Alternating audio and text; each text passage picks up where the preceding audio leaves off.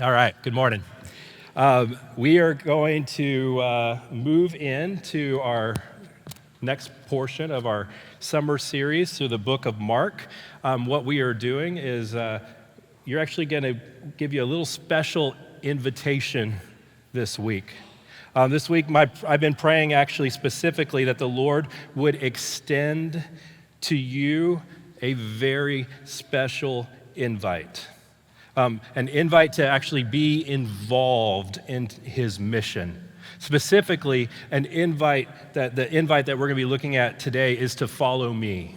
Not me, but follow Jesus, right? Jesus is going to ask you, follow after him. And here's what I believe. That I've seen it over and over again. I've seen it in my own life. I've seen it in countless others' lives. The invitation to accept and to follow Jesus will change everything. And I'm not simply talking about trusting Jesus with your heart as your Lord and Savior. Now that is very important. That is step number one. It's probably the most important step. But I'm not talking about simply doing that. And if that's what you need today, if that's where you are today, that is part of it. That is what we want. But I'm talking about the invitation to follow Jesus with your entire life, your whole life, to give everything to him, no strings attached. And so this morning, we're going to continue through this series through the book of Mark. You can go ahead and open up to Mark 1. We'll be starting in verse 15. As we read there today, you're going to encounter one of the most powerful and personal invitations in all of Scripture when Jesus says, "Follow me." And I really want you to catch this because Jesus is not saying, join my religion, okay? He's not saying, hey, I need you to improve your behavior. He's not saying, I need you to have everything figured out before you come after me. He simply says, follow me. It's an invitation to action. It's an invitation to movement. It's a whole new way of life. And so, church, this is the big deal. Following Jesus, it's not about admiring him from a distance. Following Jesus is not about showing up on Sunday morning. It's not even about going to a Bible study group. And these are all important things that we talk about here. But it's a call to action. It's about joining him on his mission. And so let's walk through this passage together. As we do, we're going to explore what we can gain from learning to follow after Jesus. So let's start reading in verse 16. As he passed alongside the Sea of Galilee, he saw Simon and Andrew. Simon's brother was casting a net into the sea, for they were fishermen. Follow me, Jesus told them, and I will make you fish for people, or you might remember that as fishers of men. Immediately, they left their nets and they followed after him. Going a little farther, they saw James, the son of Zebedee, and the brother John in a boat putting their nets in order. Immediately, he called them, and they left their father Zebedee in the boat with the hired men, and they followed him. Now, this is a fun passage here. As we read it kind of like out of context here, it really feels like Jesus is just walking along and he sees some people. He's like, hey, come follow me. And they just go, okay. That's a little weird, I think. And I know it's Jesus and Jesus, it's God and the spiritual realm and everything. But that does seem a little weird.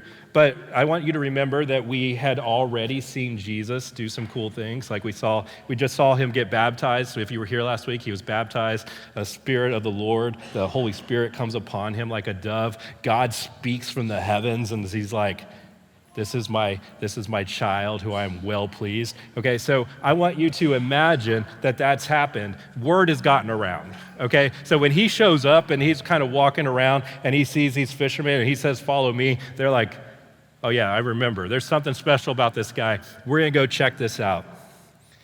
He says, follow me. And what I wanna do here is I do wanna begin with something that's maybe a little somewhat vulnerable. I'm going to ask you to do me a favor. I'm going to ask you to answer a question for me with a simple, raise of your hand, but with complete honesty and complete transparency. And this is going to be a little hard.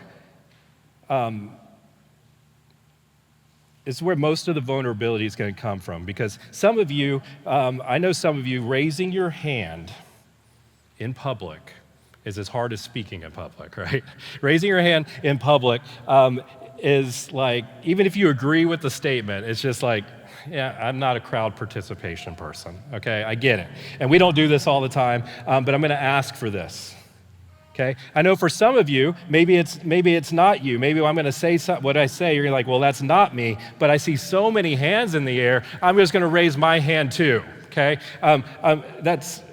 it's hard for you to like not be part of that crowd, and so being left out maybe is difficult. And so I'm going to ask you to really lean into this with honesty. Okay, because we're going to do something that might be a little harder for us today, okay? So here's the question. It's a question you've probably heard before. It's not a secret question if you've been in the church before. But if you are here without a doubt, you know with 100% certainty that you are going to spend eternity with Jesus because your faith has been placed solely in Jesus for your salvation. 100% certainty. Not 99, not 50, not 60. 100% certainty that you are going to be with Jesus one day. Can you just raise that hand? Okay. Okay. Thanks for your honesty. Yeah, thank you. All right. If their hand was up,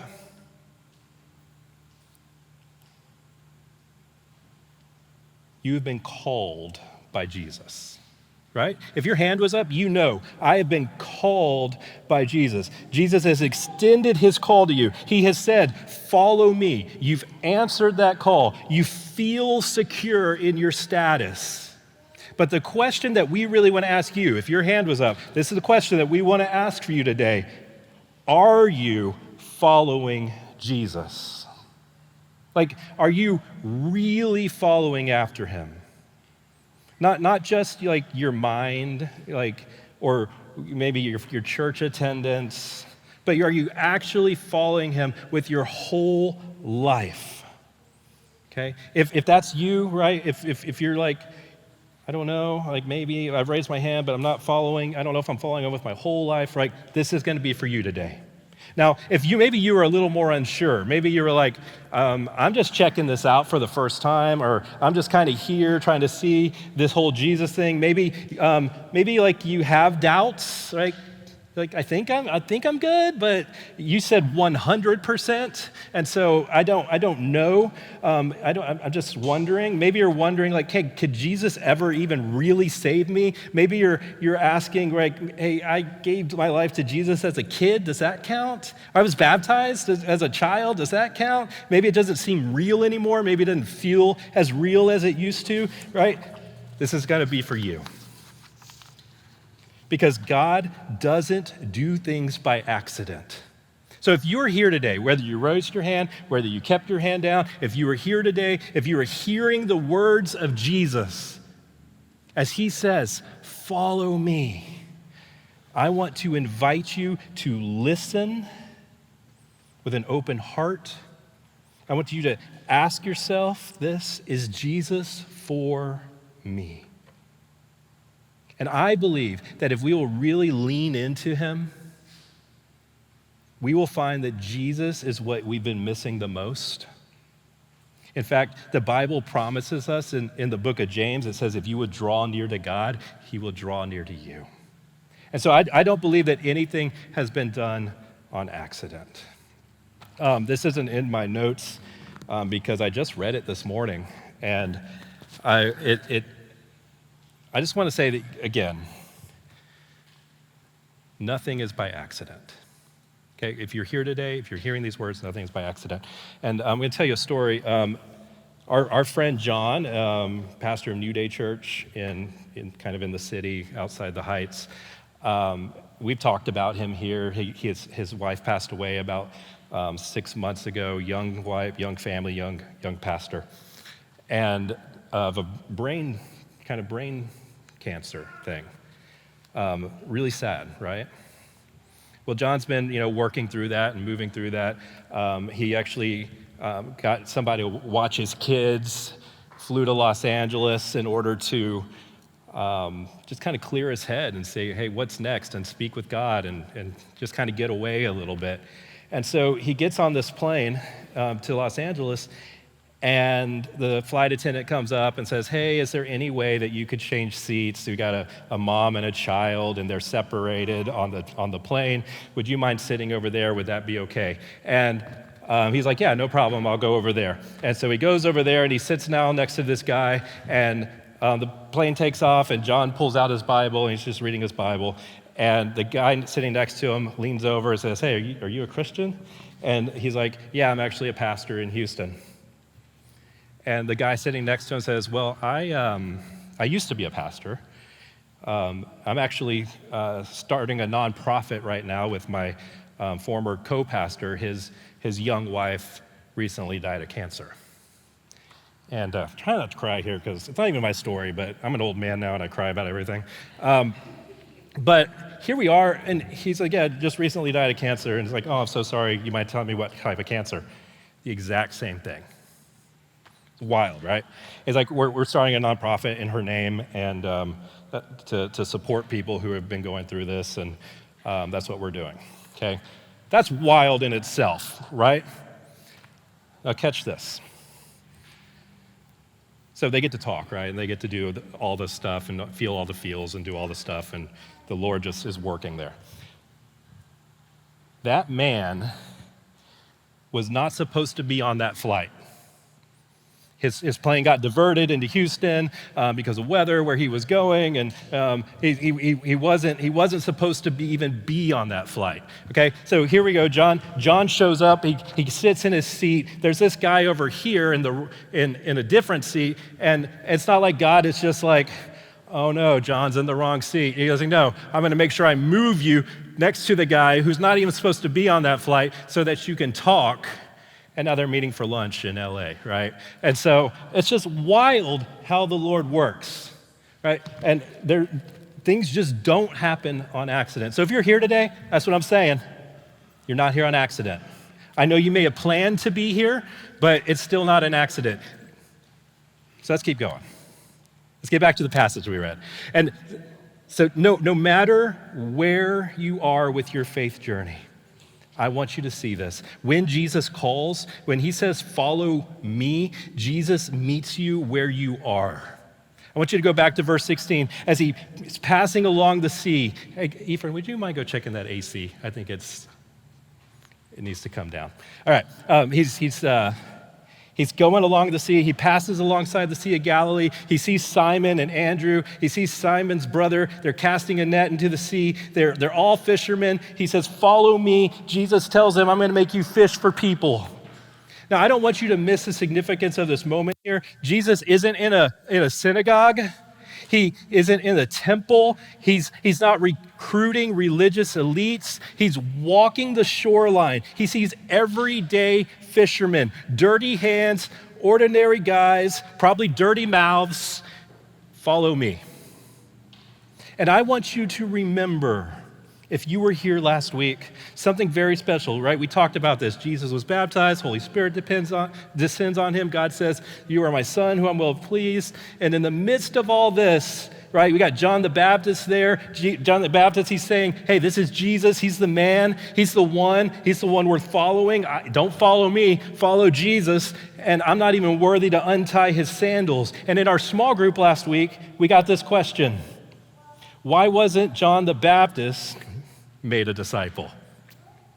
Or how about some of the people that were there that witnessed the event? Why weren't they part of the disciples?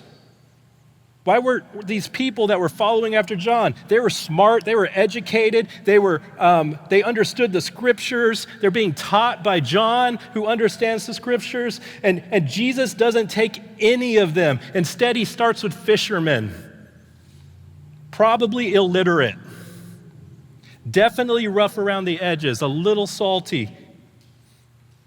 Why does he do this? Here's why. Jesus meets you right where you are. He'll meet you in your job. He'll meet you in your routine. He'll meet you in your mess. He doesn't wait until you clean up so that you are qualified to follow him. The invitation is immediate. The call is clear. Come with me. I will transform you. So Jesus, from the beginning, what he's doing is he's showing us exactly who he is. He is here for you. He's here. He transforms people like me. And obviously, he's there for John the Baptist. Obviously, he's there for John's followers. But Jesus is showing us that he doesn't have a type. If you don't feel like Jesus' type, I'm just going to assure you here, you are.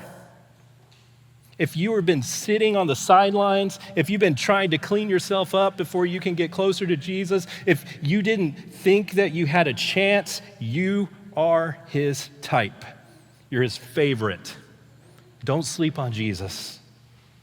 When we get to the second half of this call to follow Jesus, he says, I'll make you fishers of men. Jesus is saying, I'm going to give you a new purpose, a new reason to wake up in the morning. You used to catch fish, now you're going to catch people. And this is for those who raise their hands. Have you heard that call? Are you following? Or are you watching? Because get ready. If you said yes to Jesus, you have already heard the call to follow. Sometimes, though, what we do is we plug our ears, right? Or we try to ignore it. Sometimes we need some help maybe to understand it. It's not necessarily that we're trying to ignore Jesus. Like, we just don't understand it and we need some help. But you heard it. So today I want to invite you to ask Jesus this question. Where do you want me? Take the step to follow him. Or just take the step that you already know that he's already called you to. Right? It can be scary. It can be scary to drop your nets. It can be scary to follow. But it's worth it. You can do it. Because this is the truth. Because following Jesus means joining in his work. I want you to check this out as we continue reading in verse 21, because immediately the story is going to shift. Jesus is going to enter the synagogue. He's going to start teaching with authority. He's even going to cast out demons. It says this. They went into Capernaum. Right away, they entered the synagogue on the Sabbath. He began to teach. They were astonished at his teaching because he was teaching them as one who had authority, not like the scribes. Just then a man with an unclean spirit was in the synagogue, and he cried out, "What do you have to do with us, Jesus of Nazareth? Have you come to destroy us? I know who you are, the Holy One of God." Jesus rebukes him, saying, "Be silent and come out of him." And the unclean spirit threw him into convulsions, shouted in a loud voice, and he came out. They were all amazed, so they began to ask each other, "What is this? A new teaching with authority? He commands even the unclean spirits, and they obey him." At once, the news about him spread throughout the entire vicinity of Galilee. As soon as they left the synagogue, they went into Simon and Andrew's house with James and John. Simon's mother-in-law was lying in bed with a fever, and they told him about it at once. So he went to her, and he took her by the hand, and he raised her up, and the fever left her, and she began to serve them. When evening came after the sunset, they brought him to all those who were sick and who were demon-possessed. The whole town was assembled at the door, and they healed many as they were sick with various diseases, and they drove out many demons. And he would not permit the demons to speak because they knew him. Look at verse 27 again. They were all amazed. So they begin to ask, "What is this? A new teaching with authority?" The people were so amazed by both the words and the actions of Jesus. So much so that when he goes to the home of Peter's mother-in-law, the whole town ends up at the door. And now the mission of Jesus is like it's in motion. It's officially on the move. And there's three things that we do want to see about Jesus' mission, because I think this is important. He preaches truth. He teaches truth. Right? He doesn't teach religious tradition.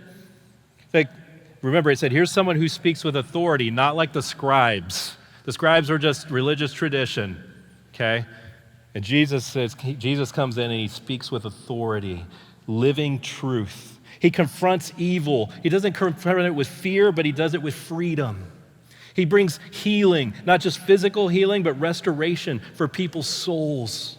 And the disciples, right, check this out. They're right in the middle of it. They don't just follow him up to a hillside and then watch him do his thing. They're right in the middle they follow him into the mess of real people's lives. They follow Jesus, right? It means stepping into his mission. It's not a spectator sport. It's not just a Sunday event. It's a life-on-life mission with Jesus. And so that's our heart here at Faith Chapel. We're here not just to be blessed. Okay, we believe that following Jesus is a blessing and you will be blessed. But we're not here just to be blessed. We're here to be a blessing. We're here to serve. We're here to invite. We're here to love our neighbors. And that's the heart of it all. Because following Jesus means that we will know his priorities.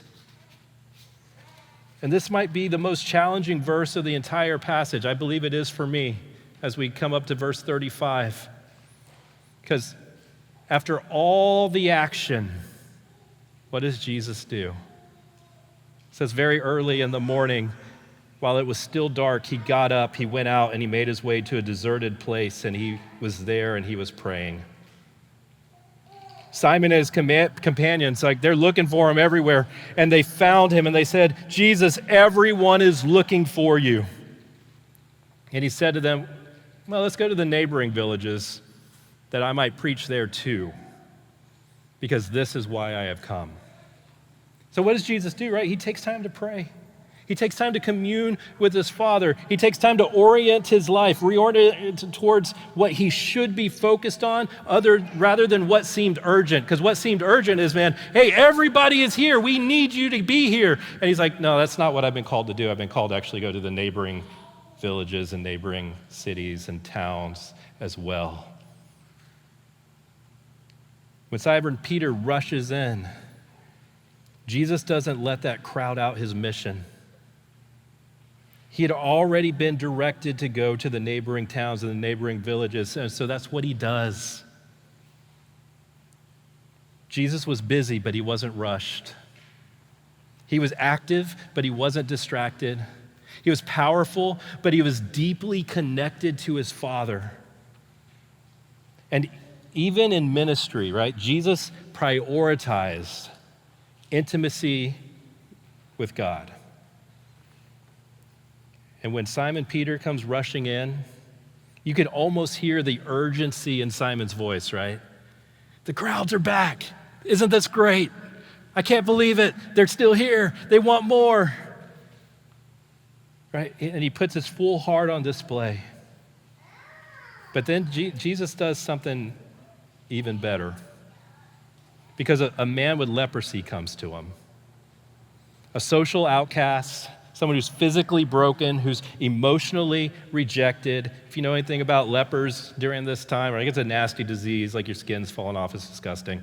And it's very contagious, and they would have these leper colonies where lepers would all live together. It was very important that if you're walking near one of these, that they would warn you, right? They would shout that they are unclean. We're unclean, so don't come near us, right? They're helping people out in this.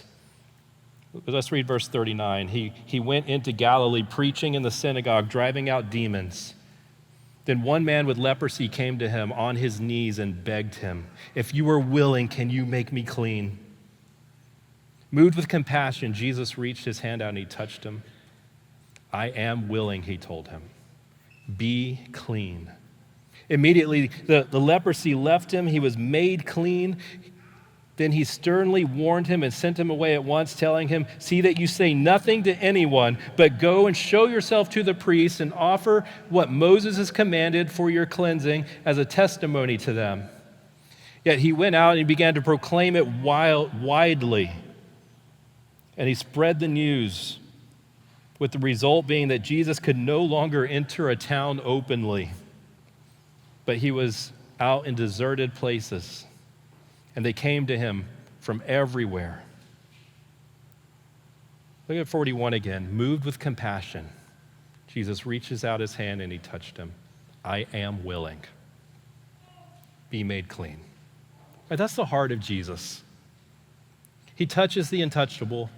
He heals the hopeless. He calls us to do the same.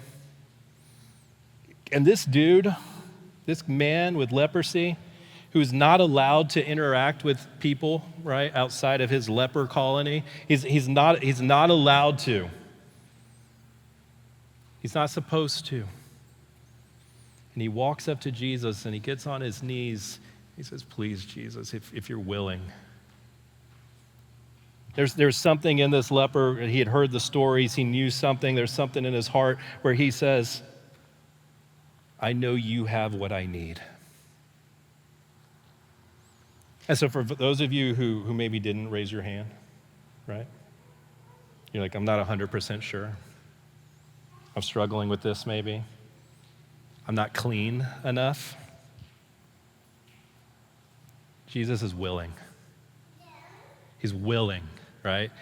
Jesus would touch a leper. If Jesus is going to touch a leper, he will touch your soul. Right? What does this mean for you when you hear these words? When you hear these words, follow me. Right? They're not just for Peter and Andrew and James and John. Jesus is calling you. He's not calling you to a religion. He's calling you to a relationship, and he's not calling you to safety. He's calling you to mission. Right? Was it safe for Jesus to go out and just touch a leper? I mean, it was because he's Jesus, but what about his reputation for doing something like that? Right? He's not calling you to comfort. He's calling you to transformation. And here at Faith Chapel, we're not trying to play church. We want to follow Jesus. We want to walk where he walks. We want to love who he loves. We want to do what he says. And so, church, this is how we follow. And this is what I want to ask today. I want to ask you to answer the call. Say yes to Jesus. Right? If it's your first time, say yes to Jesus. If it's your 100th time, say yes to Jesus.